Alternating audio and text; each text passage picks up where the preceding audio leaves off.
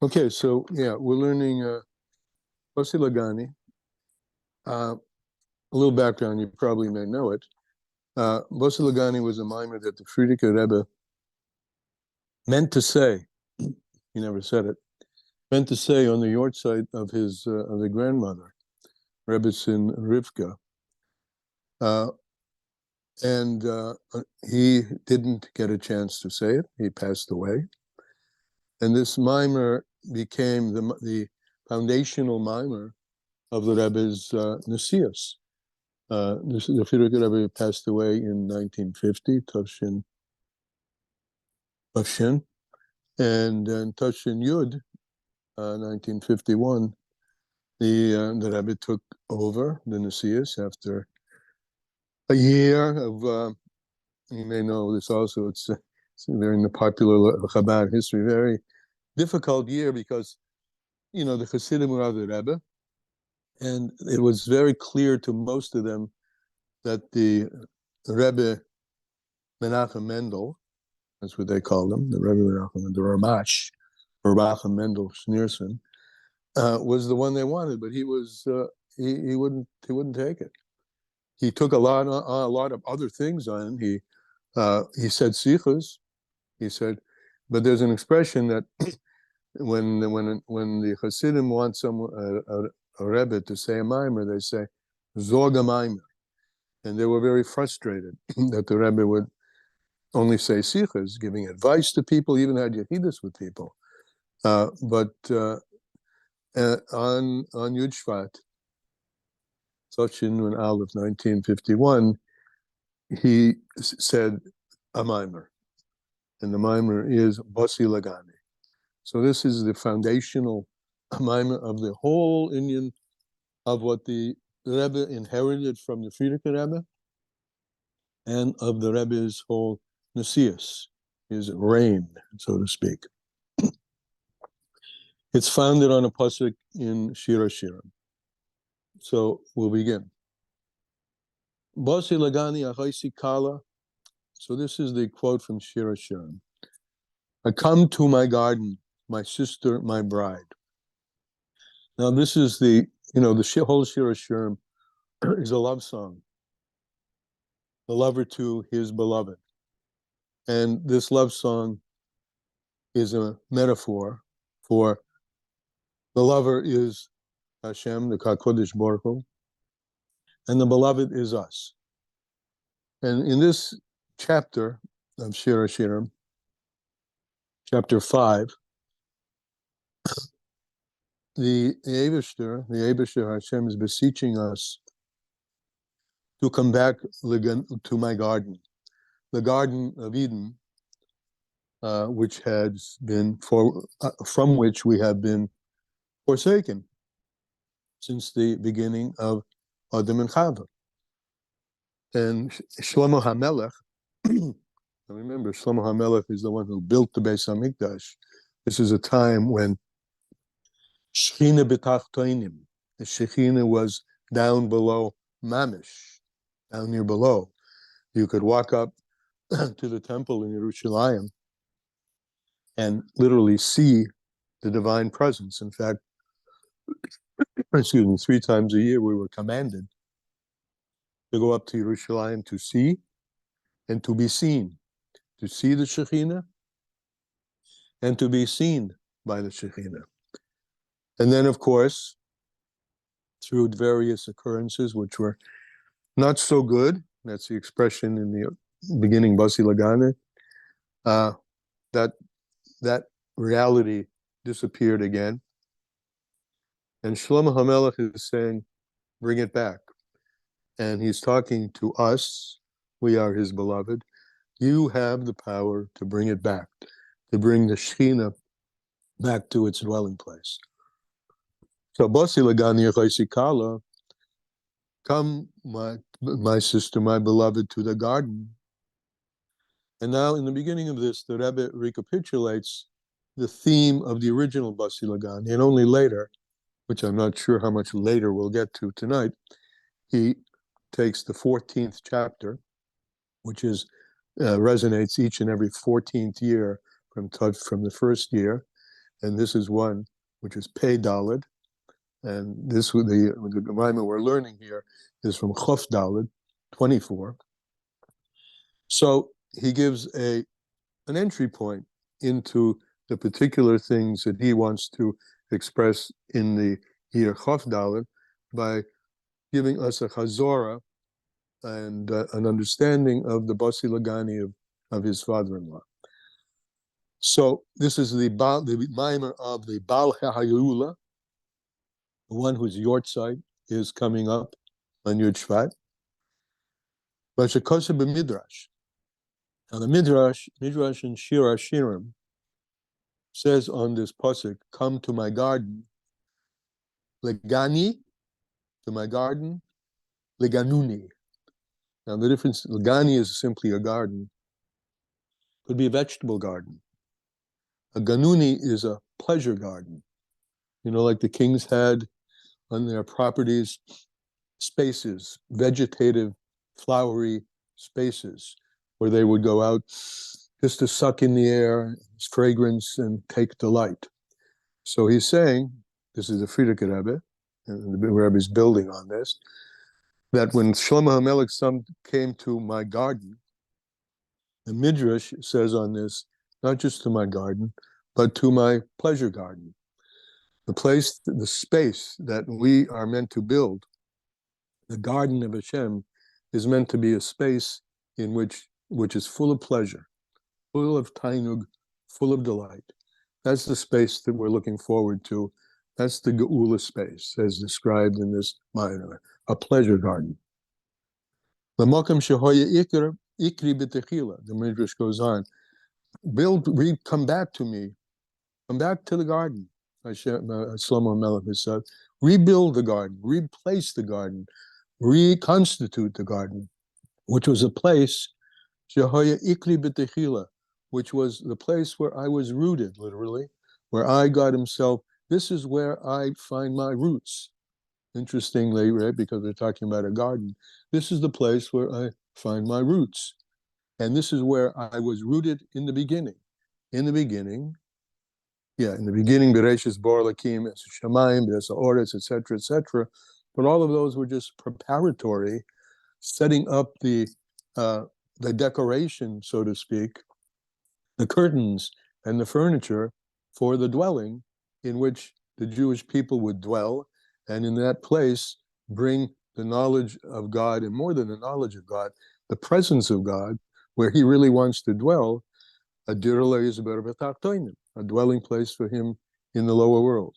Because this is the place where, at root, God said, Ikri, this is where I am meant to be and want to be right from the outset. Down here in Olam Hazeh HaGashmi, and this Olam Hazeh HaGashmi becomes a pleasure garden. What does he mean this was my root place in the beginning? Because the main Shekhinah, the divine presence, initially was down here below, in the Beis HaMikdash. And through the sin of Adam and Eve, and the sins that took place afterwards, Nistalka HaShekhinah, the Shekhinah departed. The Shekhinah, the Geula, it's not the right word, Geula, because Geula is redemption, right? Redeem. Something's in captivity and you're redeeming it. But what is it? The result of that is the awareness of the presence of God in everything in front of our eyes. That state existed at the beginning in the creation when Adam and Eve were in the garden. But what happened as a result of the sins, that revelation, that reality, nistalka, it departed. HaShekhinah, the divine presence departed, and it went up level after level after level, Adurakia Hashvi, until the seventh level, the seventh heaven. And then Achachat, afterwards, this is all from the Frierdiker Rebbe's Bosi L'gani, and afterwards, Omdu Zayin Tzadikim. There stood up 7 Tzadikim, and here you'll see that as we go forward, that we're taking here Tzadik, not Al Pi Tanya, the way we've been learning it, but for righteous person. in the sense of the pasuk Amach Kulam Tzadikim. All of us have this tzaddik within us. We all have the capability to reconstitute the pleasure garden for Hashem's Shekhinah as it was in the beginning. But as a result of not cultivating that, but habituating ourselves in the opposite of that, the Shekhinah departed from this. The divine presence was no longer seen as it is today. That's the state today. The divine presence is no longer obvious in front of every eyeball in the world. But it then did come down again through the avodah of 7 tzaddikim, the Hamshichu es Shekhinah, who caused the Shekhinah to come down milamayla lamata, once again from above to below, and ended with these. I believe these are the 7 shepherds, because it certainly ends with David HaMelech, who designed, even though Shlomo implemented, he designed the Beis HaMikdash, from the house up above in the heavenly realms to the house on earth down here below, once again, at the time of the temple. Ad ki Moshe Rabbeinu. And Moshe Rabbeinu, he comes before the actual instantiation of the Beis HaMikdash. He comes first to giving the Torah. The first, right, came before the Beis HaMikdash, the instantiation of God's will down here below through the giving of the Torah. Ad Moshe Rabbeinu. So Moshe is the 7th in this chain. Shehu Hashvi, Dor Hashvihi. You've probably heard this before. Dor Hashvihi is the 7th in Chabad Chassidus, in the Chabad culture, of which we belong over here in Crown Heights and otherwhere all over the world. Dor Hashvi is the 7th generation from the Alter Rebbe, which is the door of our Rebbe. So Dor Hashvi, Shvi becomes a big deal. It's the first Dor Hashvi is Moshe Rabbeinu. And the tzaddik of the door is the leader of the door. He's the Rebbe of the door. The Chol Hashvi and Chabibin, and the Gemara in fact says, any and all 7s are very precious. So Moshe Rabbeinu, a precious Rebbe, right? Moshe Rabbeinu, he drew the Shekhinah down. He drew it down to the earth. So Zehu ha'ikar, and this is the root, the ikar Shekhinah b'taktoinin, that the root of the Shekhinah should be down here below. V'zeh ma shekasev, and this is what's written, Tzadikim yureshu oretz. The Tzadikim, and again, Amach Kulam Tzadikim, we all have that place. We cause the dwelling of Hashem down here on the earth. Yishkenu la'ad oleh, that Hashem will dwell on the earth forever. Shehasadikim shebechol dor, the righteous in every generation, and here he says it, the Amach Kulam Tzadikim, and all of us are Tzadikim. Again, not the Tzaddik al Pitanya, but that point of righteousness which is within every one of us and enabled, and we are empowered to enable it to emerge. The Tzadikim Yirshu Oretz, and this is all the Amcha Kulam Tzadikim. So all of us, Mamshichim, our job and our capability is to draw down B'chinas Shoichein Ad, the eternal dwelling of Hashem, Meroim v'Kodesh, from the highest and most all-encompassing levels. Sheyiyag Begili Lamata, that this should be down here below. Al Yidei Ha'avoida, and this is again the Frierdiker Rebbe. He's the big initiator in an open way of the command and the Nesius Koyach, the giving us the power to bring God down to earth. How? Al Yidei Ha'avoida Diskafia, through the avoida of a subjugation of the negativity, this hapcha, and ultimately the transformation of the negativity. These are the 2 levels we talk about a Beinoni and a Tzaddik. A Beinoni subjugates the evil, the negative is there, but he keeps it subjugated in its place. And the Tzaddik, particularly the Tzaddik Goimer, transforms it. Since everything is infused with God and godliness, the tzaddik is able to extract the godliness from the negative, from the darkness, as you phrase, transforming darkness into light. And all of us have that power. And when we do that, when we, as we say, Amoch Kulam Tzadikim, we are all Tzadikim, we are all have that capability. When each and all of us do that, then there will istalik. Now it doesn't mean here depart. Istalik means to shine forth in this context. There will shine forth the beauty of the Holy One, blessed be He, in the entire world. Shehu Inyan Shel Gili Naila B'Yoser. And this revelation of godliness that will occur as the result of this transformation after the darkness is a revelation which is the highest of all. Even higher, it's spoken in other places, even higher than the revelation that existed at the outset in Gan Eden. So in summary, what we've said so far, when Shlomo HaMelech says, "Come to my garden, my sister, my bride," he's talking to us. He's talking to us. He's taking the position of Malchus, kingship, and the Melech, Hashem himself ultimately, is calling to us, and as in language of endearment, "You are my sister, you are my bride, you are my beloved. Come to me." And I'm telling you how you can come to me. You can come to me through the avoida of iskafia, working on yourself, through first, subjugating, and we won't go through the how exactly, because that's the whole subject of the Tanya, but through using your nefesh elikis, which is resident in your head, to deal with the natural negative forces which are in the animal soul that's under the control of the Yetzer Hara, until you take control of it, and to subjugate that or to transform it. And when you do that, you will be creating a restoration of the revelation of the Shekhinah down here below in yourself, and ultimately, as he said here, to the entire world. And this revelation will be a revelation of godliness, which is deeper than, higher than, more brilliant, shining than existed in the first place. Again, as always, pipe up if you have anything to say or questions, for sure. And this is what it says.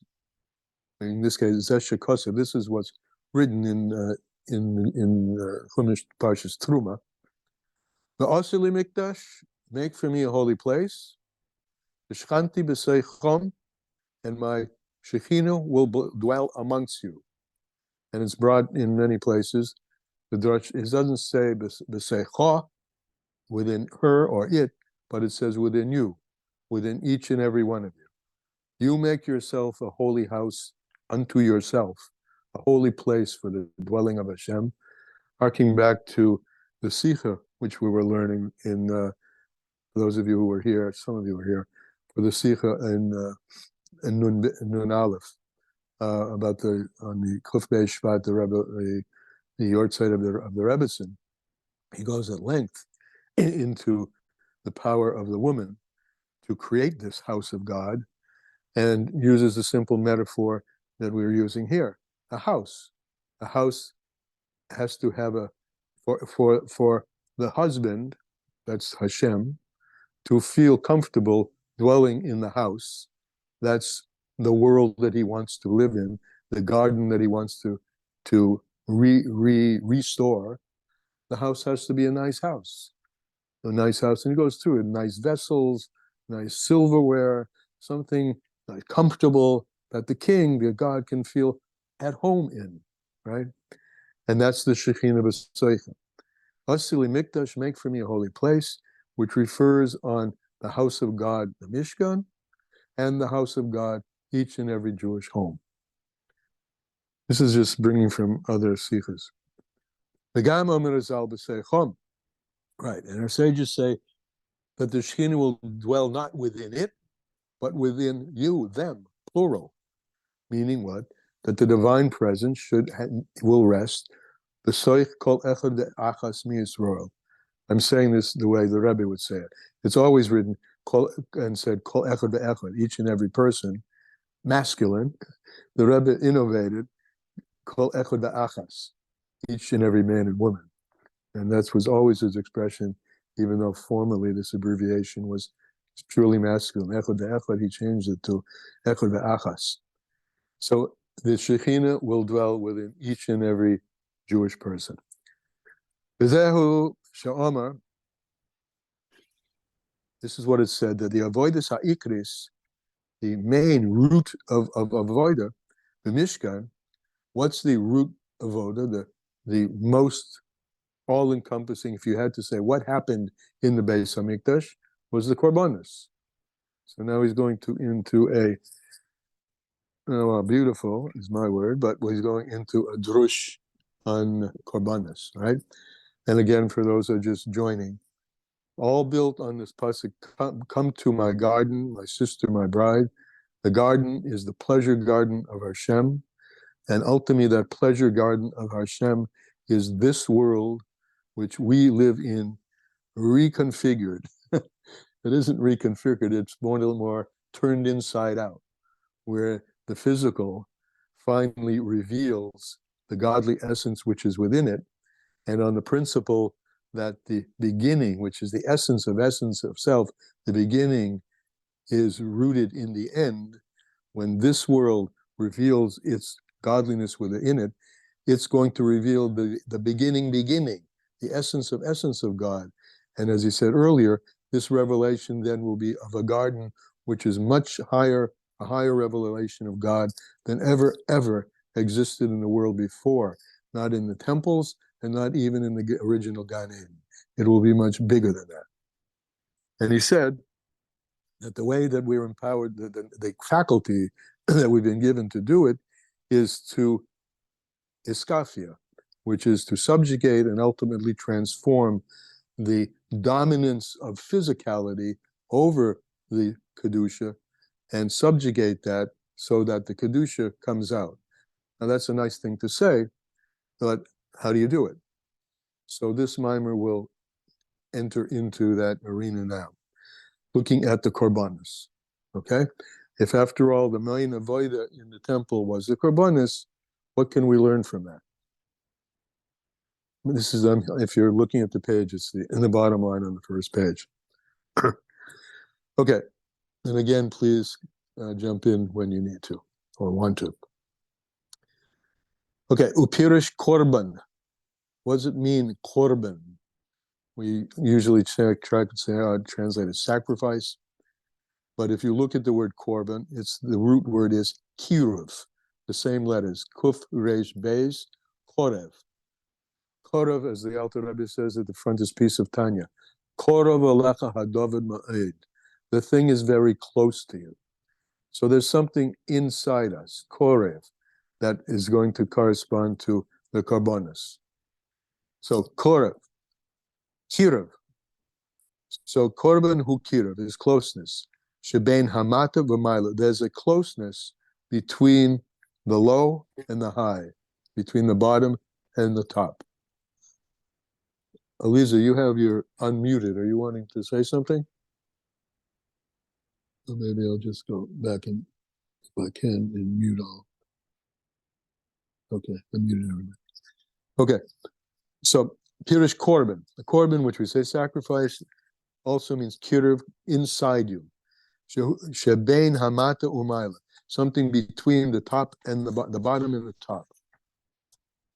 Ainu. So what is it? Kiruv hakoichos bechushim, to bring close, korev, all your powers and all of your senses, really, all of your talents, shibir royal. Take everything which is within you and bring it as a korban. Take what's korev, kiruv, within you and bring it to Hashem. And in doing that, you will make a dwelling place for Hashem. Now Hashem dwells everywhere, but he means a place of revelation of the dwelling place of Hashem. And this is what's written. So now we're back to the structure, we're talking now about the structure of the temple. The structure of the temple was made of cedar boards, crushing the Mishkan, the boards of the Mishkan, which were made from atze shittim. Atze shittim is the wood of cedar, very strong boards. Now he's going to take us on a journey. Shittim, which mainly means the wood, that word boards of cedar, it's related in letters. Shittim, humoshin shtus. It's helpful if you're looking at this. Shin Tov, the Shin Tov, which is Shittim, is also the Shin Tov of the plural of the word foolish. To get foolish is going to be the strong beams which are going to hold up your temple and the temple in the world. So let's see what this means. Va'avoidahu, and he says it first in a nutshell. The avoidahu, lahapech hastus lekadusha, to transform foolishness to kedusha, shtus to atzeshitim, foolishness to kedusha. Lases mesheker keresh lemishkan, to take from the lies and build from them the boards of the Mishkan. Now, this is just, in a certain way, another way of talking, transforming darkness into light, right? Darkness, you're in a place of stupidity, right? But that place of stupidity is related to the word for atze shittim, the cedars. And this is this is a concept we've come to in from many different directions and many other Maimorim, that it says, "B'mokim shebal shuva oimdim," in a place where the Baal Shuva stand, a tzaddik gomer can't be there, because there's nothing as strong as the force that emits from tshuva, from taking darkness, in this case foolishness, and transforming it into strong boards of the temple. And dafka that, to take the darkness. And the reason that they say that Baal Shuvah stand in a place, because I use this mashal many times, other people have heard it from me, it's actually based on a mashal in the Alter Rebbe. I call it a slingshot, the Alter Rebbe calls it a catapult. You know what a catapult is? You take a piece of wood, that can bend, and you bring it back with a payload in it. And the farther back, which means the more shtus, the more darkness, the more anguish, the more down to nothingness, the more pain even. When that gets released through a crying scream to God to let me out of this little packet that this payload is in, it goes much, much higher over the wall than had it never been pulled back in the first place. And that's the mashal in this mimer of stupidity, foolishness. Getting into a really dark, foolish place can be and is the propellant for coming out with a force. And the force he's going to talk about pretty soon. Okay? In order to rectify this shtus, the stupidity that one is in, the darkness that one is in, the hole that one is in. It's not, reason is not going to get you there. Reason is not going to get you there. Alpitam vadas. Valderek mashikos of a Rambam, as the Rambam writes, even though the straight path is the middle path, right? Where this is the famous Rambam, the middle way, the golden middle way, not too far to the right, not too far, everything in moderation, right? That was innovated by the Rambam, the middle path. Even though that's true, the Rambam says that. Mikol Mokim, nevertheless,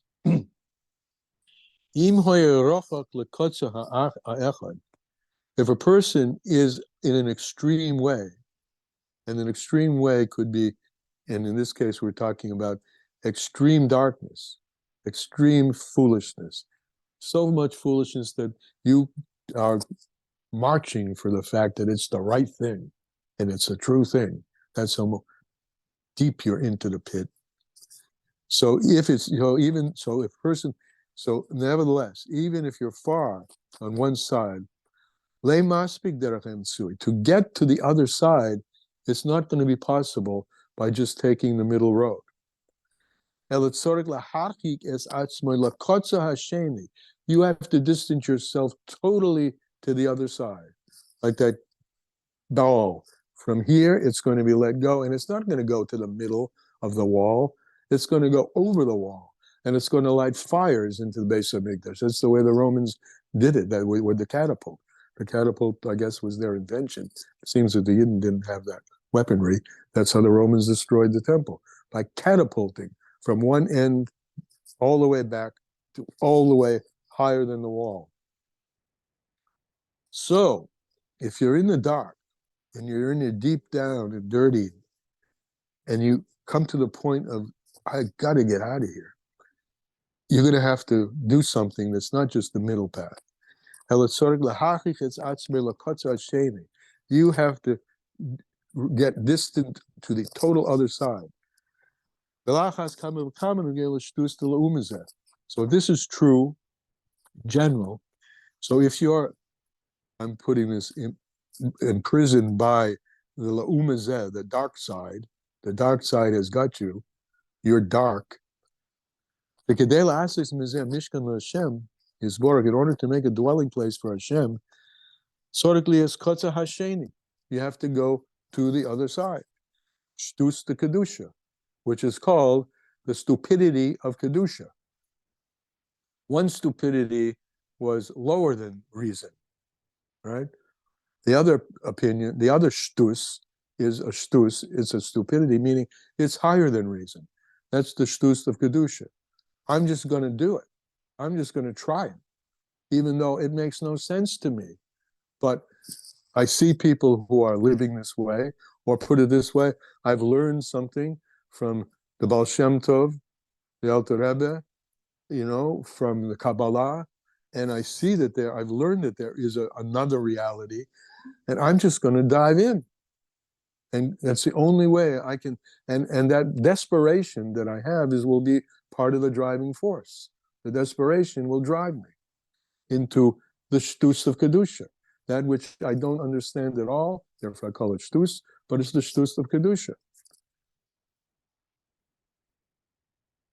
Shtus of Kedusha.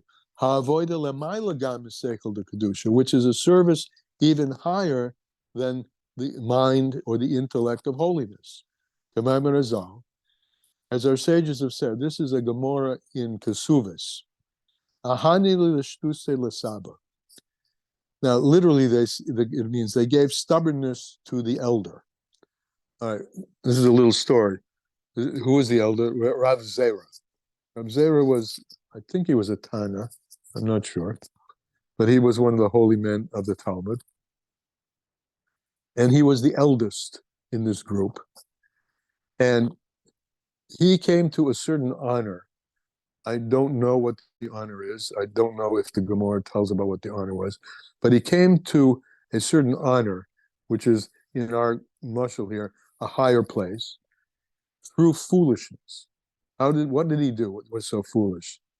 So there's various opinions in the Gemara, but the one we'll follow here is that he took a old branch of a myrtle tree and either held it or put it in his teeth and danced like crazy in front of a kawa.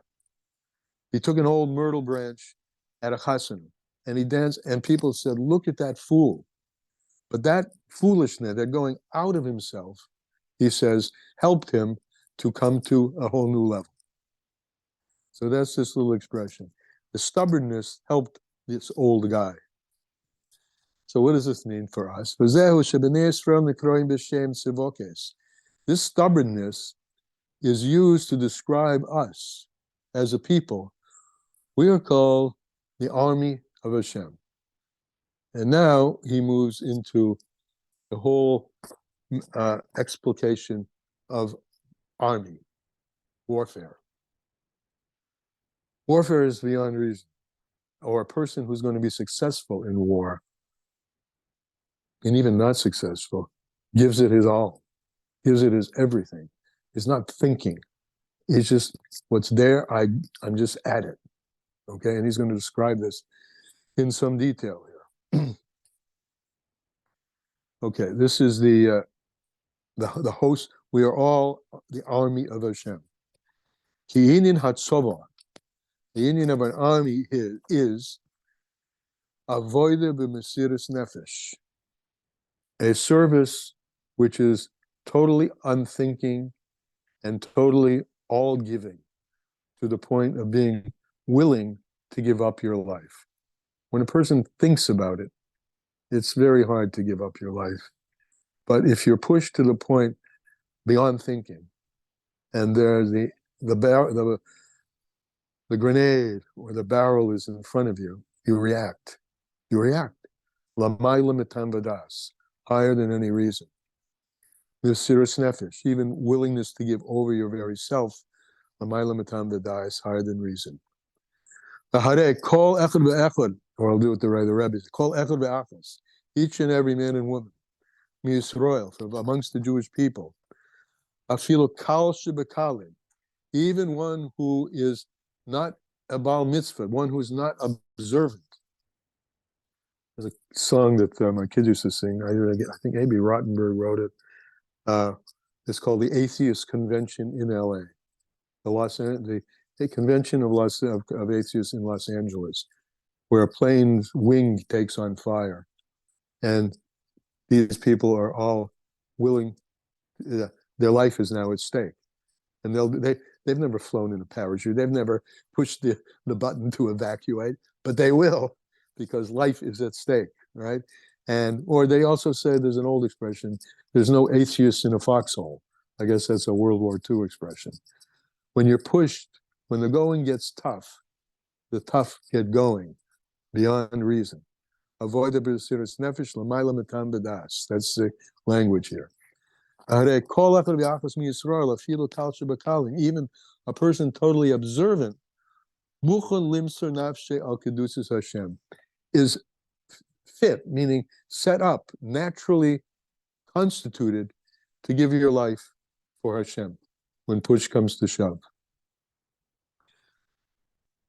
Kitzer. This is the Kitzer, and then we'll just open it up a little bit for any comments. So here's the summation of what we've said so far. Tzadikim mamshichim hashechina lamata b'mishkan hagashmi. The righteous, and he made a point of saying and using amchu kulam tzadikim, that's all of us. We draw down the divine presence down below into a physical dwelling place for Hashem. And also, we draw the dwelling place of Hashem into each and every one of us. How? Al yedei iskafia v'hischapra, through subjugation of the negative impulses and ultimately transformation, what we've called in the language of other Chassidus, turning darkness into light. Sometimes, say, what does that mean? All right. It can mean seeing the beautiful outcome that came for something which you thought was totally dark. I told you, some of you, I once had a near-death experience after an operation which was where I was in the total dark. And when I came out of it, I had and still have, one of the things that drives me, that is when I'm driven, is the remembrance of that experience and having come out of it, not without any powers of my own, but with a visible help from above. And so transforming the darkness into light is, but there are very normative things like this. You take a relationship, and when it's dark and not going so well, it can, and I'm hoping and maybe assuming you've had some of the experience, that you're feeling the distance and you don't want to feel the distance from your beloved, your friend. So you go that extra mile to meld and mend the separation. So the darkness, the negative, can be, and often is, a force, and even a stronger force, for coming to a deeper level of connection. I'm just giving these as examples so we can help me at least, and maybe helps you put some meat on the bone of what it means to transform darkness into light. To transform the lie. The lie is, I don't love you, but you do love me. No, I don't love you. That's the lie. The truth is, I do love you, but I'm finding it difficult now to express that love. And the more difficult it is, the more driven I am, because I'm sad to want to express that love. So I have to go above and beyond. I have to get into the shtus of Kedusha, the above and beyond of the holy. So it won't be sufficient just the normal way of behaving. I have to find that abnormal, above normal way of behaving, the Mesiras Nefesh. And I'm willing to put myself on the line for this. And that's the union of being an army for Hashem. Okay, we're going to go on, but let me just take a second here, a minute. Any comments, ideas, thoughts, or questions? Okay. I'm looking around. Sure. Ooh, whoever that is, it's not a good connection. Can you hear me? Right now I can hear you. Go ahead. Hello? Go ahead. Go. It's me. Can you hear me? Oh. Go. Yes, we can hear you.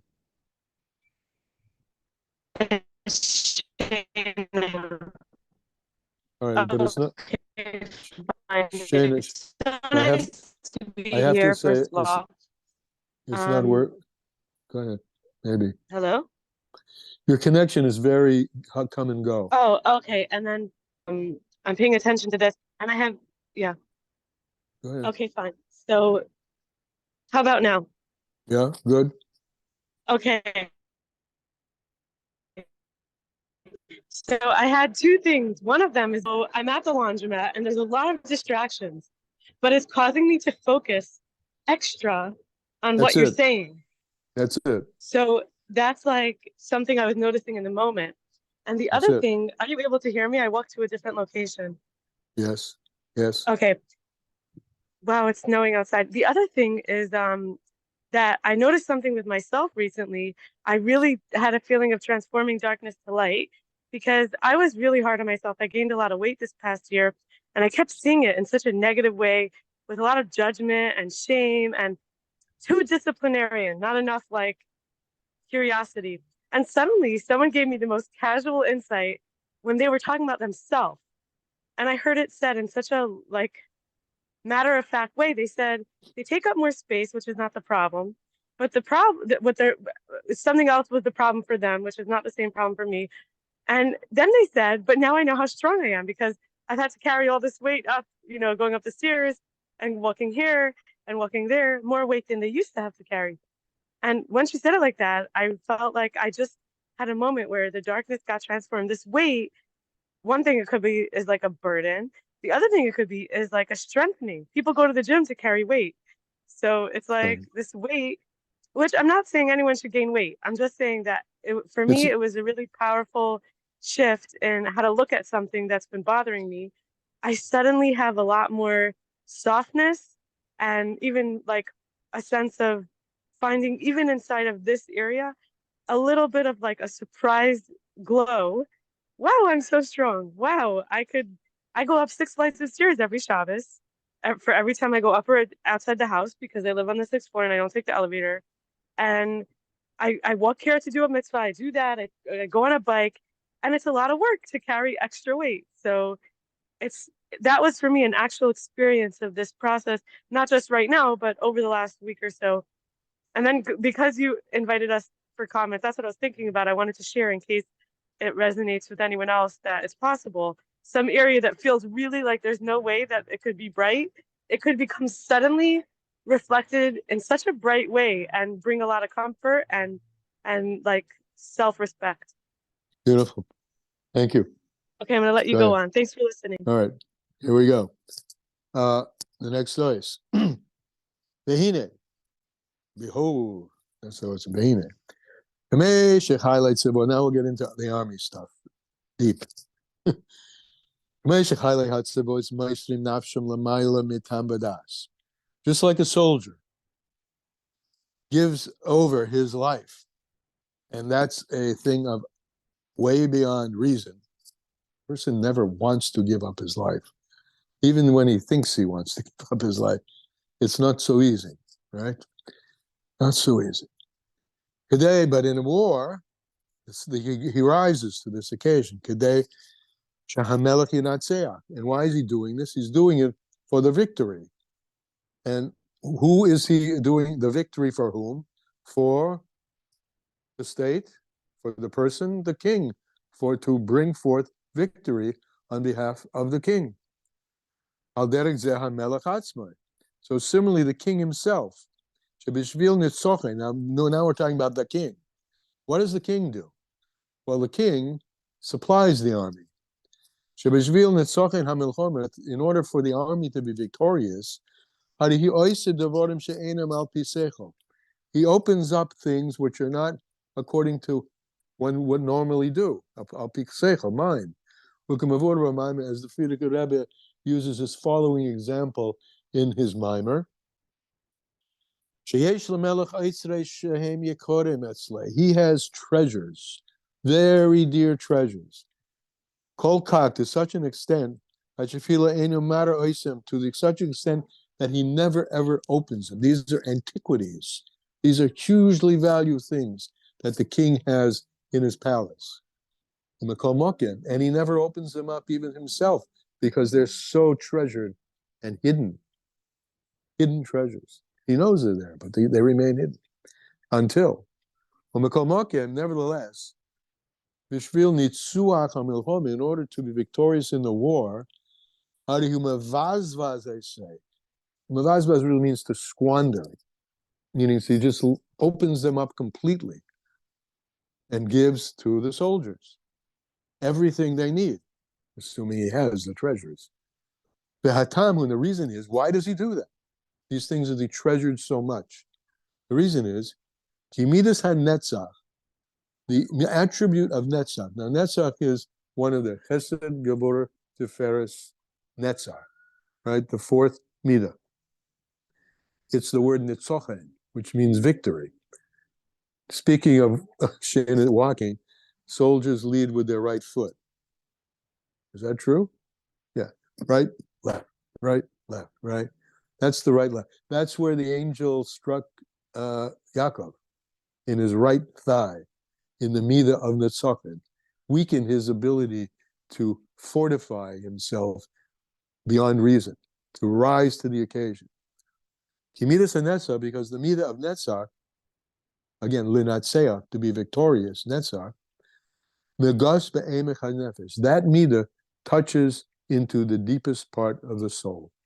There's a drivenness in the soul to overcome.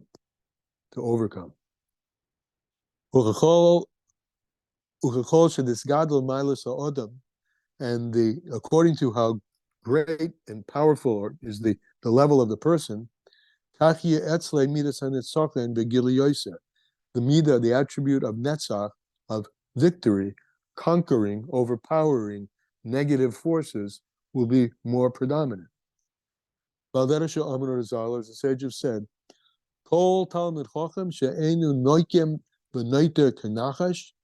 any wise Talmid Chacham, one who learns the Torah, who isn't really, really ready and able and set and poised, kenachash, like a snake, right? You see this poisonous of a snake? You ever seen one or seen a video of one? How he gets poised for the strike, right? So any Talmid Chacham who doesn't have this kind of midah is not a Talmid Chacham.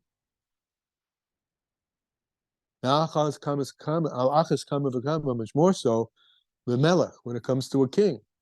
A king has to always be poised for any intrusion into his kingdom, because a small intrusion can become a large intrusion. The best defense is the best offense, but the best offense is the best defense. Al-Derech Shomer Azal is to say, okay, like a king. Shemidas and Atzochen Etzlehi B'toichef Hagadol. By a king, the attribute of, loosely it means victory, but here it doesn't mean, poised for victory, dug in for victory, focused on victory, is strongest when under attack, obviously. And the forces of the klippas, the negativity, are attacking us, even though we don't experience it, we're so used to it. They're just the things that present themselves all the time. They've not only attacked, but oftentimes we've got to a point where that's the reality we accept, right? A reality of servitude, Mitzrayim. Many Jews didn't want to come out of Egypt. But a king is always on the lookout for that, because that will undermine his kingdom. And therefore, he will do things, the king, even things which are beyond intellect. These are the storehouses that he's kept out of sight. Not only will he open them up and use them, he'll squander, he'll give them out freely. And he'll give them to the foot soldiers. To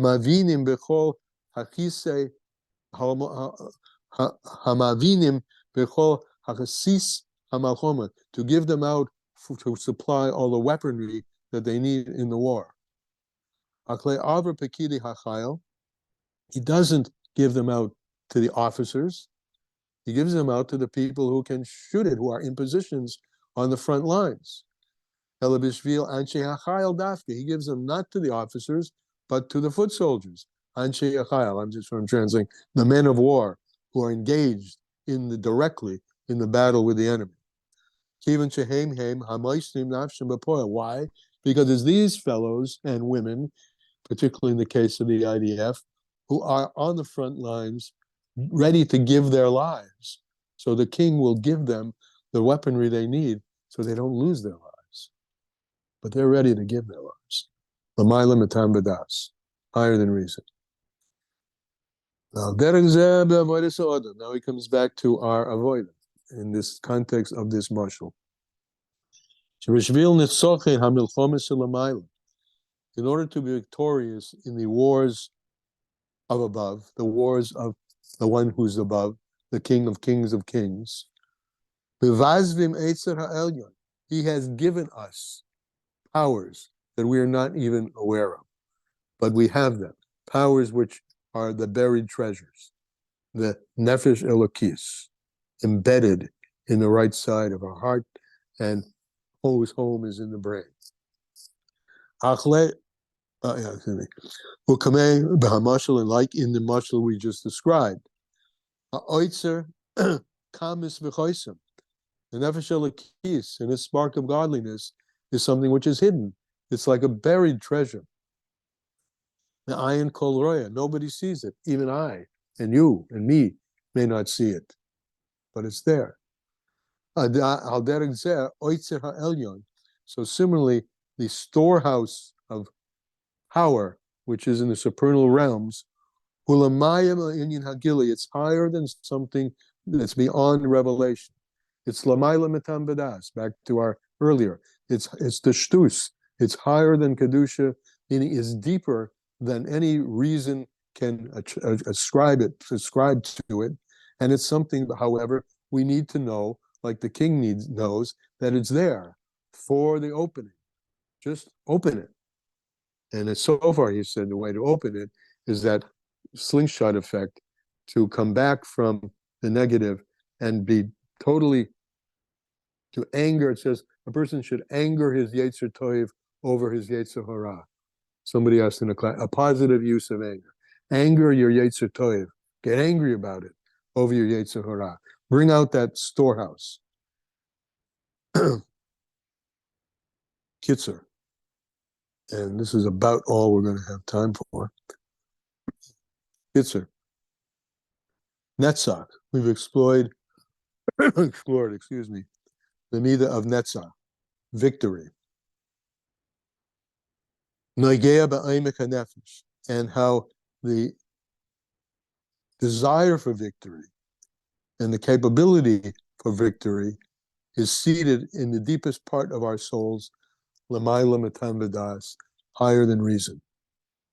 V'lochein, and therefore, mevazvaz eitzroisov, we have the ability to take this which is above nature, or in this case also deeper than nature, meaning embedded in nature, godliness, essence of God, as he says later in the Maymar, which we don't get to, on the principle, again, that the highest is rooted in the lowest. Essence of God is rooted deep in us and rooted in the camouflage that the world is wearing, the camouflage soldiers of nature who look natural. Nature looks natural, but it couldn't exist if it weren't for the, excuse me, supernatural, which is bringing it into being and bringing it into life.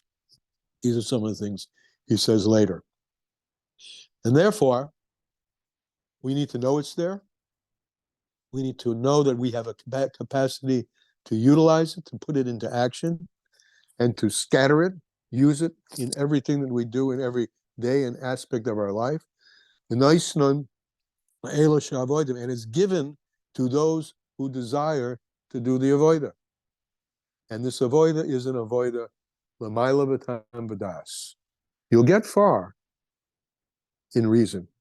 I mean, that's the advantage that a human being has, seichel, but a human being is a much deeper advantage. And the critical, essential value that a human has is not the reason, but what's higher than the reason, the soul, the soulfulness, and ultimately the godliness, which is invested in us. And in this way, we can tap the Oitzer HaElyon, the supernal source of all life and being, Shenitin B'Tzevois Hashem, which God gives to us, who are his army. Now, of course, there's much more to the Maymar, but that's where we're going to stop in our hour. This Maymar, by the way, the Maymar Bosi L'gani is translated in English all over the place. If it gave you some interest in going further, you can go further in English on your own. Just Google it. Any questions before we leave? And most importantly, before we leave, any ubecheins? So what? What have we learned tonight that we can put into action to make some difference, small or big, in our daily life? Somebody has a hand up. That's Mo. Go. What I wanted to ask was, what is the major significance of the number 7? For example, we're taught that Moshe Rabbeinu was the seventh, and he was able to bring the Shekhinah from the lower spiritual worlds back into the physical world by establishing the Mishkan. But what if Moshe Rabbeinu wasn't 7? What if he was 4 or 6? He wouldn't have been able to do it? Correct. Why is that? What's the number 7? Yeah. There are 7 midos. Chesed, Gevurah, Tiferes, Netzach, Hod, Yesod, and the 7th is Malchus. Yeah. Malchus is kingship. Right. Or queenship. Melech and Malka. Malchus, the 7th, gets its energy from all the preceding flows that come into it. Therefore, we say the king is everything. He's the 7th. The king, the 7th, embodies, encapsulates, has ingested within him everything. Not only the 7 midos, but the Chabad as well, because Chabad generates the midos, and the midos. So it's you can look at it, and I'm now actually just explaining it the way it's explained in Chassidus. The midah of Yesod is the right above Malchus. Yesod collects everything from Chochmah, Bina. This is the powers of God are collected in Yesod. That's the 6th one. And all of that is called, those 6 midos are called Zeir Anpin. They have a masculine association, like the masculine gives to the woman. So the woman is Malchus. So all of those previous and especially those 6 midos, those attributes, flow into the 7th, which is Malchus, and Malchus is sovereignty. So the 7 is connected with, like Shabbos. Shabbos receives all of its powers from all the previous 6 days of the week. And then Shabbos does something with them, which is to elevate them. And the king or the queen does something, as it says, the Malchus of the upper world becomes the crown of the lower world. Crown, again, the Moshel of king and queen. So 7 is the number that's associated with kingship and queenness, with having received the optimum quality of godliness to be able to transform it and utilize it to bring forth. So that's 7. Right now, in addition to why 7 is important, we're also, when we talk about the concept of shtus de kedusha, we're not talking about a shtus where like somebody's just being silly just for silly's sake, or even if it is for holy purposes. It really means super rational thought.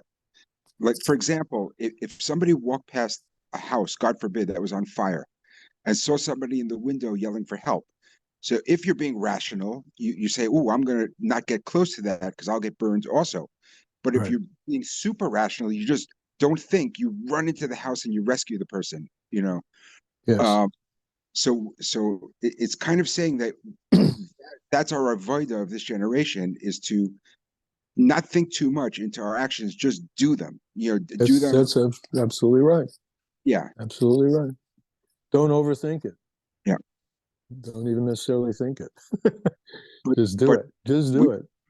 But what you were talking about last week when you were reading a Sikha of Chaf Beis Shvat, you were talking about the importance of 11, and Chaf Beis being 22, twice 11, Yeah. and Yes. 11 being above the natural order, in which we have series that go in the number 10. Right. So in a way, what we're trying to do is take a super rational thought, just the kedusha, something that's a very high level above the us, norm, above the and 10, above Chokmah, and way above. bring it in to our everyday life, into the series of 7, which is more of the natural order. Absolutely, bring the supernatural into the natural, or in the shorthand of bring the ayin into the yesh, bring the above and beyond into the instantiated. That's all beautiful and true.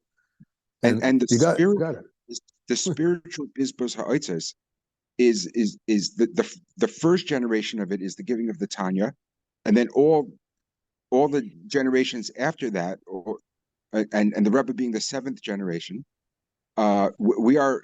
I mean, the Maymar is clearly saying that we're going to do this, and that's we can. Correct. Number 7, and for 7 generations we've been given the spiritual treasures in order to have that extra strength to do it.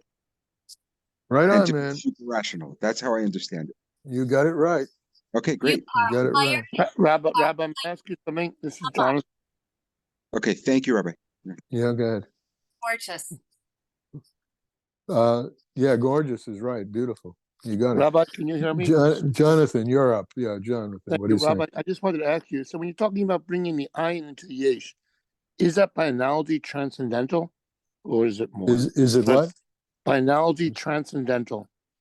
The ayin into the yesh, is it transcendental? When you said you're bringing the ayin before, what do you mean? What do you mean transcendental? The yesh mi ayin. Ayin, you're bringing the supernal into the day to day, into the material, into the creative. You bring the super rational into the rational.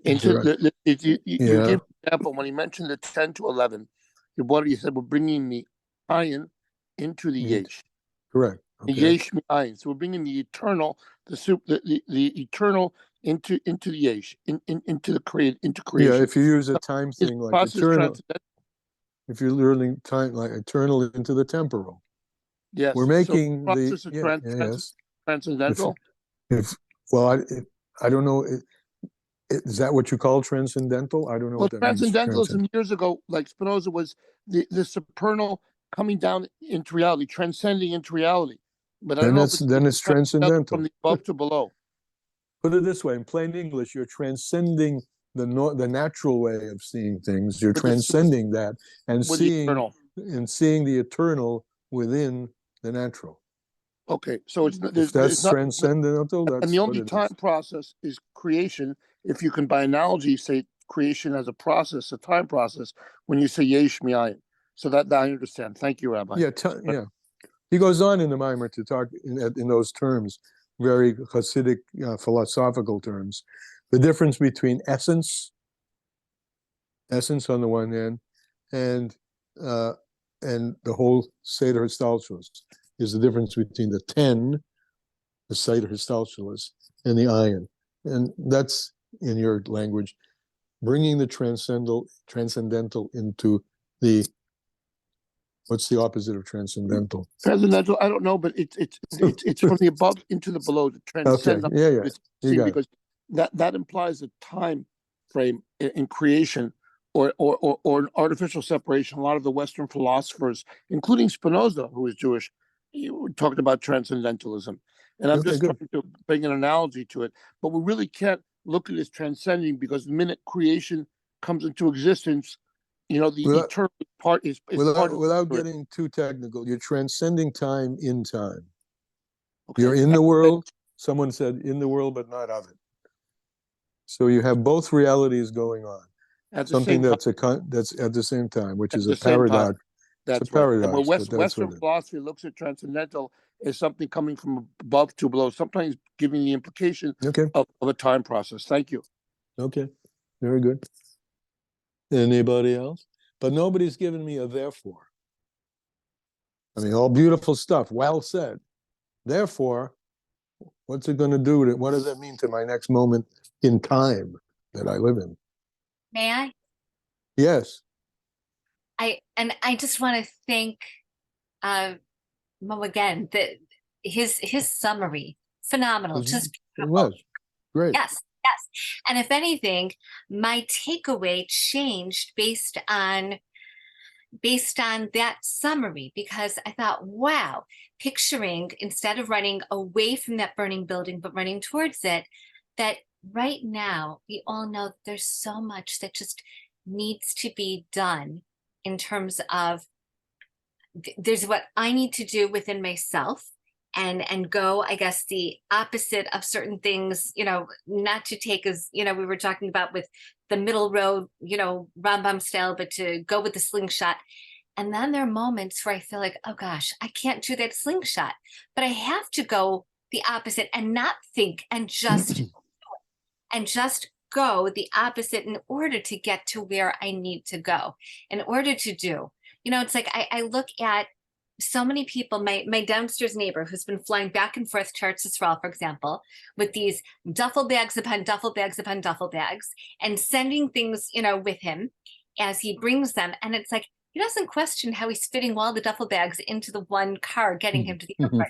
He just does it. And so I feel like I have all these things around me, and I feel like, so all the different things that I know I have to do, I have to just do it and not think so much and get bogged down in the rational, logical details, but just roll up my do it. Yeah. Thank you. Okay, guys, let's do it. The world's on fire. Rescue. Okay. Thank you very much. And hope we all have a wonderful week just doing it, and an incredible Yud Shvat coming up this Shabbos. Good Shabbos. Oh, well, it's a little early for that, but nevertheless. Okay. See you next week. Oh, Moshe, I'll be in touch with you. We want to talk about starting those sikhs, but we'll talk about that later. Okay, sounds good. Thank you. Bye-bye.